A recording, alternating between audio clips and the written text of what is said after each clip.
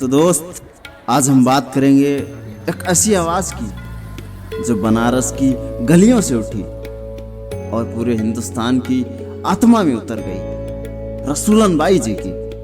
ये एक नाम नहीं, एक एहसास थी। कुछ आवाज़ें जो वक्त से आगे होती हैं, कुछ गीत दिल से निकलकर आत्मा में उतर जाते हैं और कुछ कलाकार अमर हो जाते हैं। ये कहानी है एक ऐसी ही आवाज़ की जिसने ना सिर्फ सुरों को साधा बल्कि पूरे समाज की सोच को झकझोरा। यह कहानी है रसूलन बाई की, ठुमरी की रानी की, जिनकी आवाज़ आज भी बनारस की गलियों में तैरती है। सन 1902 बनारस। एक बच्ची ने इस दुनिया में आंखें खोली। एक ऐसा समय जब औरतों के लिए आवाज़ उठाना तो दूर, गाना भी एक हथियार नहीं, गुनाह समझा जाता था।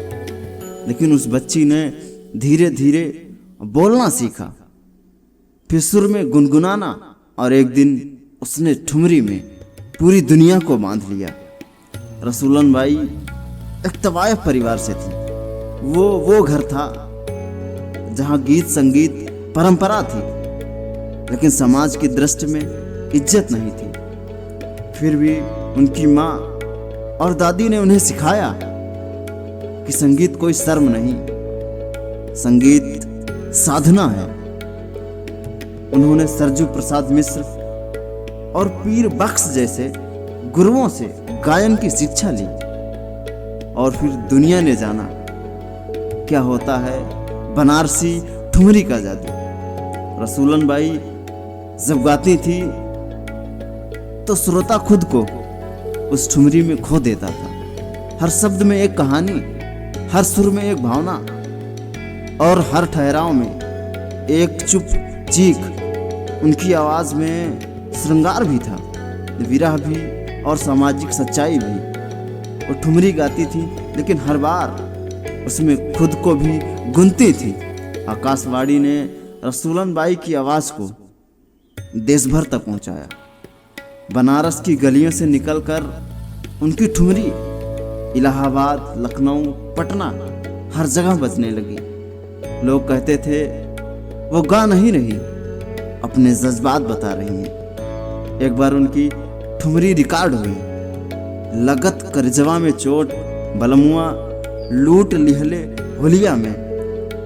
उस समय के लिए यह बोल चौंकाने वाले थे, क्योंकि इसमें एक महिला खुलकर कह रही थी, मेरे साथ अन्याय हुआ है और मैं चुप नहीं रहूंगी। इस ठुमरी में न सिर्फ सुर था बल्कि एक स्त्री की क्रांति भी थी। रसूलन बाई का जीवन आसान नहीं था। एक औरत होना ही चुनौती था, उस पर से एक तवायफ की पहचान। लेकिन उन्होंने किसी की परवाह नहीं की। उन्होंने सुरों को अपना धर्म माना और समाज को दिखा दिया, प्रतिभा न जात देखती है और न पेशा। 1957 में उन्हें पद्म विभूषण मिला, देश का तीसरा सबसे बड़ा नागरिक सम्मान। यह सिर्फ पुरस्कार नहीं था, यह उस तवायफ की चुप साधना का सम्मान था जिसे कभी समाज ने देखा तक नहीं।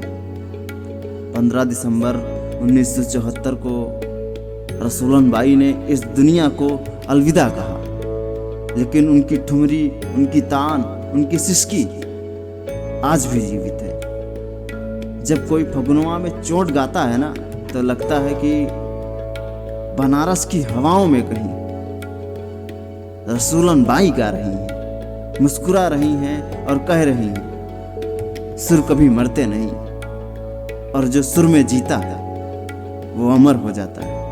रसूलन बाई एक नाम नहीं, एक सुर है जो गूंजता रहेगा हर उस दिल में जो सिर्फ संगीत को सुनता नहीं, महसूस करता है। जय हिंद मेरे दोस्त, मैं आपका साथी विनय वशिष्ठ। जरूर बताइएगा ये वीडियो, ये कंटेंट आपको कैसा लगा। Thank you.